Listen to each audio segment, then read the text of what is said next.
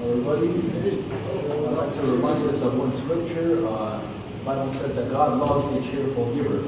I think you probably guessed what's going to happen next. We have an offering next. And before we pray for the offering, I'd like to have us think about one thought. The song that we sang before the brother that preceded me spoke was, "Oh, how I love Jesus because he first loved me." And I would like us to really think about that. Do I really love Jesus?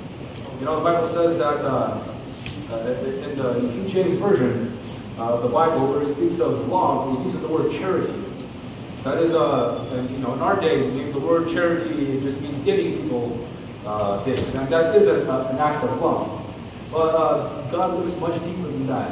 If someone gives someone maybe money, but what is your heart like? That's what God's paying attention. Are you trying to maybe buy your way into heaven, or are you really willing to lay your whole life down? The Bible says, "No greater love has any man than this, that he lays down his life for his friends." Jesus Christ laid down his life for his enemies, the Bible says. And the question to you and I is, am I going to love him in return? Am I going to give my life for him because he gave his life for me? Am I going to lay aside my desires, my selfish, maybe desires for selfish pleasure, and for a selfish way of life, and am I going to lay my life down for Christ?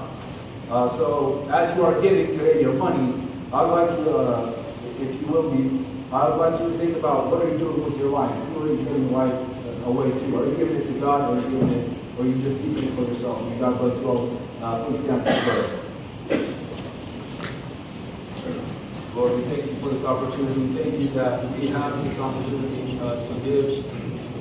That we have this opportunity to give our finances. That we have this opportunity to give you our lives. We pray that every man here would give his life to you. Every person here that has not given their lives to you, that has kept his life to you, that has kept her life to herself, that they would give it away to you because you truly deserve it. You shed your blood. You shed your precious blood that we might have life, that we might have the opportunity to turn from our sins, to repent, to have a change of mind that leads to a change of attitude and action. That we're going to be able to find forgiveness and trust in you. May your name be blessed. Amen. Amen.